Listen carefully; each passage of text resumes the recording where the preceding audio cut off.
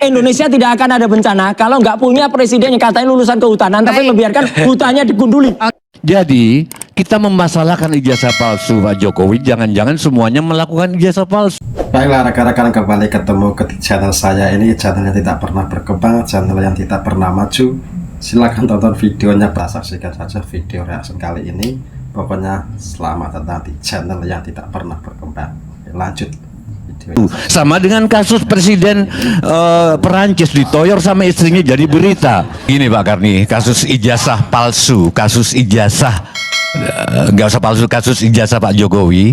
Jangan dijadikan kasus Mas Roy kalau ijazah palsu, karena hampir semua orang melakukan ijazah palsu. Ijazahnya asli tapi palsu. Sorry Pak Karni, saya ketemu banyak dokter di Indonesia. Dugaan saya S1 sama dengan lapangan bola Mas Ferry, luas tapi ilmunya ngambang. S2 itu seperti kotak penalti, lebih sempit tapi menentukan. Nah dokter itu kayak titik penalti, ilmunya tajam. Dalam ngobrolan sehari-hari saya sama dokter itu kerasa ini dokter atau enggak. Saya sebut dua aja, mumpung sudah almarhum. Satunya Sri Adiningsih. Sri Adiningsih aja yang saya sebut. Kami sepesawat, dia Watimpres, sekalian pamer buat aku kalau naik pesawat mesti bisnis gitu loh.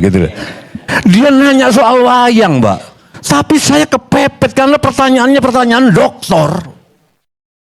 Berapa banyak dokter di Indonesia yang pertanyaannya pertanyaan rakyat jelata. Berarti dokternya palsu. Ijazahnya asli tapi palsu. Ilmunya nggak dokter. Dokter itu nanya apapun karena sudah 8 tahun digembleng metodologi, nanya apapun tentang kehidupan, tentang istri, tentang apa. Itu iya ya, kayak kepepet gitu. Jadi kita memasalahkan ijazah palsu Pak Jokowi, jangan-jangan semuanya melakukan ijazah palsu. Sama dengan kasus Presiden Perancis ditoyor sama istrinya jadi berita. Saya bingung, jujur saya, mana ada suami manapun pasti pernah ditoyor sama istrinya. Saya sering juga tidur di luar kamar, tidur di sofa, ditempelin istri saya juga sering. Oh ya kan, pasti rakyat jenderal juga. Saya ini 8 tahun wartawan Kompas. Pada saat reformasi ada jenderal yang mendeklarasikan partai. Dia mantan Panglima TNI. Habis mendeklarasikan, aku cari jenderal itu. Gak usah saya sebut namanya, udah meninggal. Kemana bapak itu? Dipanggil istrinya. Semua orang, makanya kasus sejarah ini semua jangan-jangan kita jelek-jelek begini. Saya nggak pakai ijazah, tapi saya sering nulis pidato doktoral. Karena mereka nggak mampu. Rocky Gerung ijazahnya nggak diambil. Efek Rumah Kaca, PD Baik ijazahnya nggak diambil. Jangan-jangan Pak Karni, kalau ini diteruskan, oke, Mas Risbon. Tapi saya takutnya rakyat Indonesia jadi memberhalakan ijazah. Bagaimana kalau dengan aksi kalian, aksi mereka, Mas Silvester, Mas Firman, tiba-tiba orang dulu, oh ternyata ijazah itu penting. Penting bagi pegawai, bagi pemimpin enggak. Makanya ada kata-kata bahwa Nabi itu buta huruf, walaupun ini masih debatable, buta huruf, physically buta huruf atau buta huruf tidak. Karena pemimpin tidak perlu universitas. Universitas itu miniatur dari universe. Pemimpin itu harus hidup dari universe, bukan dari universitas. Tanya ke Pak Sumarlin, Pak Arianto. Tanya ke Pak Ali Wardana, orang-orang keuangan. Pak Harto di awal-awal gimana secara rapat? Mereka cerita Pak Emil Salim, Pak Harto itu nggak ngerti ekonomi, nggak ngerti apa. Setiap rapat nyatet terus. Tapi setelah 6 bulan itu menteri-menteri yang nyatet. Pak Harto dengan kehidupannya. Saya takutnya begitu. Untuk apa kita mempermasalahkan ijazah Pak Jokowi kalau Pak Jokowi sudah bisa bekerja? Bahwa ada ijazah SMA itu kan karena waktu kasus Megawati diperlukan harus ada ijazah. Saya usul ke depannya presiden nggak perlu ijazah apapun.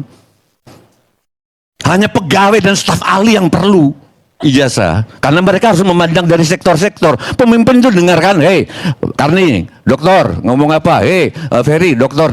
Terus aku malam-malam dengan intuisi aku memutuskan. Itu nggak ada ilmunya. Itu pemimpin itu naga bonar. Aku takut takutnya begitu, Bang Rismon. Tolong, jadi menurut saya Mas Ferry, yang diteliti sekarang bukan keaslian atau kepalsuan sejarah ijazah Pak Jokowi, mending kebohongan atau kejujuran Pak Jokowi. Nah itu yang paling penting. Ijazah nggak penting. Apa salah-salah buktinya Mas Ferry mengakui wus benar? Nggak bisa kita ngukur. Berarti Pak Jokowi bisa memimpin dalam 10 tahun. Bung Karno coba lihat di bukunya Saifuddin Zuhri, Menteri Agama. Dia ngomong, waktu itu tinggal punya duit 7 miliar. Membangun Monas apa membangun Istiqlal? Nah, ternyata dia membangun Monas. Kenapa? Karena kalau aku membangun Istiqlal, Monas nggak akan ada yang membangun. Kalau aku membangun Monas duluan nanti Istiqlal, buktinya ada.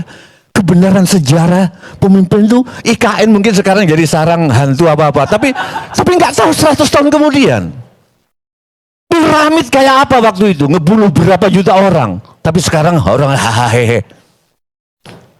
Berapa banyak orang yang menangis-nangis diusir dari Senayan, orang Betawi lari ke Tebet, dari Tebet diusir lagi sampai ke Condet, sekarang lari pagi di Senayan, sidang-sidang di Senayan, itu di atas penderitaan orang-orang Betawi. Oke, saya ulangi lagi, sehingga saya nggak tahu Pak Jokowi berhasil atau tidak, tapi yang jelas dia sudah 10 tahun jadi presiden. Oke, respon.